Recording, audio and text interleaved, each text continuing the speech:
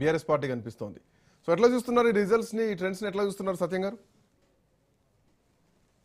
ఖచ్చితంగా కాంగ్రెస్ అధికారంలోకి వచ్చిన తర్వాత గ్రామ పంచాయతీల ద్వారా మున్సిపాలిటీల ద్వారా వాళ్ళ పార్టీని ఎస్టాబ్లిష్ చేసుకుంటున్నారు. అడ్మినిస్ట్రేటివ్ అంటే development units rural level, urban లెవెల్లో ఇవాళ ఇక్కడ మున్సిపాలిటీలు కూడా గెలవటంతో పాత రోజుల్లో లాగా తెలంగాణ వ్యాప్తంగా కాంగ్రెస్ ఎస్టాబ్లిష్ అయింది. ఏదో అసెంబ్లీలో ఫ్లూక్గా కాకుండా లేదా అప్పుడున్న పరిస్థితుల్లో వచ్చినప్పటికీ ఇప్పుడు మాత్రం వాళ్ళ పార్టీని వెల్లిట్ ఆర్గనైజేషన్గా తీర్చిదిద్దుకునేందుకు ఈ రిజల్ట్స్ ఉపయోగపడతాయి. ఇది ఒకటి. రెండవది, పరిపాలించిన పార్టీకి వ్యతిరేకత వస్తుంది, యాంటీ ఇన్కంబెన్స్ అంటారు. ఆ యాంటీ ఇన్కంబెన్స్ అనేది 2 years లో అవుపడదు, 4 years తర్వాత కానీ అవుపడదు. అసంతృప్తి ఫస్ట్ ఇయర్ లో 5% పెరిగితే 2% 10, 3% 15%, 4వ సంవత్సరం 25%, 20%. అప్పుడు అవుపడుతుంది రిఫరెన్స్, యాంటీ ఇన్కంబెన్స్ ఉందా లేదా అనేది. ఇప్పుడు 5-10% పెద్దగా అదేం పెద్ద లెక్కలోకి రాదు. కాబట్టి ఏదేమైనా వాళ్ళకు ఇవాళ కాంగ్రెస్ పార్టీకి ఇది నెగిటివ్ ఓటింగ్ కాదు, పాజిటివ్ ఓటింగే. ఇది రెండో అంశం. మూడోది, బీఆర్ఎస్ యాజ్ ఆన్ టుడే గతంలో ఏ స్ట్రెంత్ ఉంది ఇప్పుడు అదే స్ట్రెంత్ తోటి కొనసాగుతుంది. అది ఇంప్రూవ్ అయింది లేదు, తర్వాత తగ్గిపోయింది లేదు, అట్లాగే కొనసాగుతుంది. బీజేపీ మాత్రం అగ్రెసివ్ గ్రోత్ ఉంటుంది అనుకున్నాం. ఏది కార్పొరేషన్లో, మున్సిపాలిటీస్లో అర్బన్ పార్టీ అనేది మొదటి నుంచి ఉంది, కానీ అదేం సాధ్యం కాలేదు. అవును, కానీ దానికి కారణం ఏంటంటే బీఆర్ఎస్ స్పేస్ ఇవ్వట్లేదు బీజేపీకి. 8 ఎంపీ సీట్లు గెలవగానే బీజేపీ సెకండ్ ఆల్టర్నేటివ్ బీజేపీ అయిద్దని చెప్పేసి బీజేపీ అనేది అందరు అనుకున్నారు. కానీ రాను రాను బీఎస్పీ రెసిస్ట్ చేస్తుంది, దాంతో పొలిటికల్ స్పేస్ బీజేపీకి దొరకటలేదు. కాబట్టి కాంగ్రెస్కి ఎవరు బలంగా ఉంటే వాళ్ళకు జనం ఆల్టర్నేటివ్గా ఓటు బీఆర్ఎస్కే వేశారు. అందువల్లనే ఇప్పటికైనా ఒక 600 సీట్లు మున్సిపాలిటీలు రావటం, ఒక 80 సీట్లు కార్పొరేషన్లు రావటం, ఇవన్నీ కూడా సహజంగానే వాళ్ళ బలాన్ని వాళ్ళు కాపాడుకుంటూ ఉంటున్నారు. బీజేపీ అగ్రెసివ్ గ్రోత్ లేదు, స్లో గ్రోత్ రేట్ ఉంది. గ్రోత్ ఉంది కానీ స్లో గ్రోత్ రేట్ ఉంది. కాబట్టి పొలిటికల్ కాంపోజిషన్లో 3 పార్టీలు యథావిధిగా ఉన్నటువంటి పరిస్థితి ఉంది. కానీ కాంగ్రెస్ మాత్రం కార్పొరేషన్లు కూడా గెలవటం అనేది ఇంకొంత మంచి అడ్వాంటేజ్.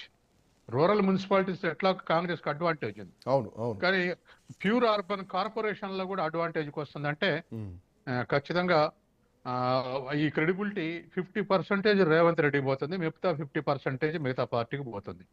తను రంగంలోకి వచ్చి, అమెరికా నుంచి తన రంగంలోకి వచ్చి యంత్రాంగాన్ని స్పీడప్ చేసిన తర్వాతనే ఈ రిజల్ట్స్ వచ్చినాయి. మంత్రులు, ఎమ్మెల్యేలు తక్షణ రంగంలో దిగటం, అసంతృప్తివాదులను బుజ్జగించడం. తర్వాత ఇంకోటి కూడా, కాంగ్రెస్ లో ఎక్కువ రెబల్స్ ఉన్నారు కాబట్టి ఇప్పుడు రెబల్స్ కింద వచ్చేటువంటి వాళ్ళు ఎక్కువ కాంగ్రెస్ సపోర్ట్ చేసే అవకాశం ఉంది. తర్వాత ఇప్పుడు ఎంపీలు, ఎమ్మెల్యేలు, ఎమ్మెల్సీలు వీళ్ళందరూ ఓటేస్తే ఇంకొంత అడ్వాంటేజ్ గా మారే అవకాశం ఉంది. ఏదేమైనా బీఆర్ఎస్ లేకుండా పోతుంది అని బీజేపీ కాంగ్రెస్ అన్నా లేకుండా పోలేదు, వాళ్ళ బలాన్ని వాళ్ళు కాపాడుకుంటున్నారు. ఆ తర్వాత ఇంప్రూవ్ అయిద్దా లేదా అనేది భవిష్యత్తు పరిణామాలను బట్టి ఆధారపడి ఉంటుంది. కానీ ఒక్కటే, బీజేపీకి ఆపర్చునిటీ లేకుండా బీఆర్ఎస్ అడ్డం తగులుతుంది. గ్రామ పంచాయతీలో తగిలింది, తర్వాత ఇప్పుడు మున్సిపాలిటీలో కూడా తగలగలిగింది.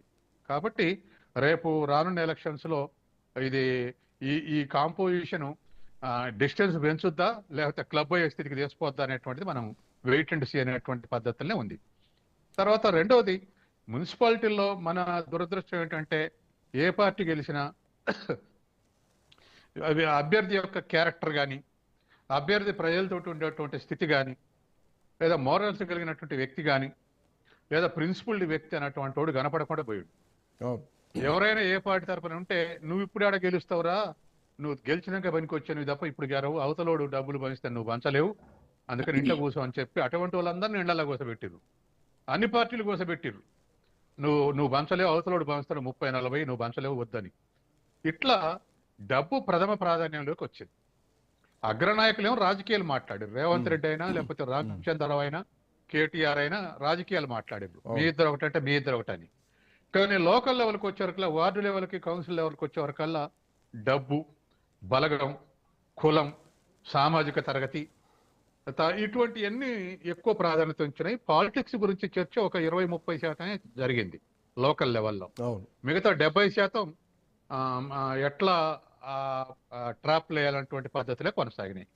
ఈ అవినీతి డబ్బులలో చెప్పటమే కాదు, ఎంత చాకచక్యం అంటే ఒక మున్సిపాలిటీలో ఒక అభ్యర్థి ఓటర్లకు చిట్టీలు రాసి ఇచ్చాడు. ఉమ్. మిక్సీ అని రాస్తే ఆ షాపు పోగానే మిక్సీ ఇస్తారు.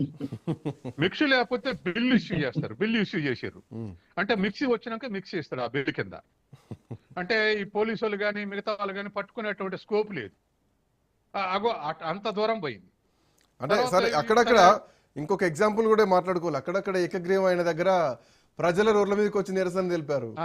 మాకు మాకు రావాల్సిన తాయిలాలు రాలేదని చెప్పేసి వాళ్ళు రోడ్ల మీదకి వచ్చి నిరసన తెలిపిన ఎపిసోడ్లు కూడా ఎన్నికల్లో చూసినాం. మీ ఎపిసోడ్ కొద్దిగా ఇంకా యాడ్ చేస్తా. ఇట్లయితే మీరన్న ఏకగ్రీవం అయితే ఇంటి మీద పోయి నువ్వు వాడి దగ్గర డబ్బులు తీసుకుని నువ్వు ఎట్లా ఏకగ్రీవం అయినంటే, సరే నేను అందరికి గిఫ్ట్లు ఇస్తాను. ఇప్పుడు గెలిచిన అభ్యర్థి, ఏకగ్రీవం గెలిచిన అభ్యర్థి ఒక మనిషి మున్సిపాలిటీలో రేపు గిఫ్ట్లు ఇవ్వబోతుండు వార్డులో. అవును, నన్నేం జట్టబాకురి, నేను ఏకగ్రీవం అయినా మీకు గిఫ్ట్లు ఇస్తాను ఒప్పుకోండు. అవును. ఇటువంటి అంటే ఇంకా కొంతమంది ఓటర్లు నడితే, అయ్యగారు నేను ఈ సందర్భంగా ఫ్రిడ్జ్ కొనుక్కుందాం అనుకున్నా, ముగ్గురు దగ్గర మూడో తీసుకుని అన్యాయం అయిపోయినా ఇంకొక ఓటర్ అండి నాతోటి. ఇట్లా దారుణంగా దిగజారిపోయింది ఈ పరిస్థితి. కాబట్టి ఇవాళ మనం రోజు రోజుకి ఎలక్షన్లు అవి శాసనసభ అయినా మున్సిపాలిటీలైనా మానిటైజ్ అవుతా ఉంటే ప్రిన్సిపల్ వ్యక్తులు, మధ్యతరగతి వ్యక్తులు లేదా కింది కులాల వ్యక్తులు ఎవడు రిప్రజెంటేటివ్ కాడు. వీళ్ళంతా రేపు ప్రేక్షకులని మిగులుతారు. డబ్బున్నోడు, అధికారం ఉన్నోడు, అధికార దర్పం ఉన్నోడు, వీళ్ళే రేపు రాజ్యాలు ఏలబోతారు. ఇది జరగబోయేటువంటి పరిస్థితి.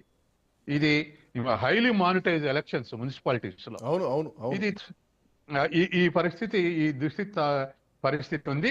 తర్వాత ఎవరైనా అగ్రగామిగా ఉన్నటువంటి వాళ్ళు ప్రిన్సిపల్స్గా అంటే అది కూడా పరిస్థితి లేదు. ఎందుకంటే మన మున్సిపాలిటీలు అయిపోగానే, ఏది ఎలక్షన్లకు ముందు మున్సిపాలిటీ కాలం అయిపోగానే ఒక ఏడాది కింద రాష్ట్ర ప్రభుత్వం, బీఆర్ఎస్ రాష్ట్ర ప్రభుత్వమే ఒక కమిటీ వేసింది డెవలప్మెంట్ యాక్టివిటీ చేయడానికి. ఆ concern MLA, RTO, municipal commissioner ముగ్గురితో అభివృద్ధి పనులు చేస్తే రాష్ట్ర వ్యాప్తంగా పెద్ద చర్చ జరిగింది. వీళ్ళు ముగ్గురే 30% తీసుకుంటారు పనులన్నీ.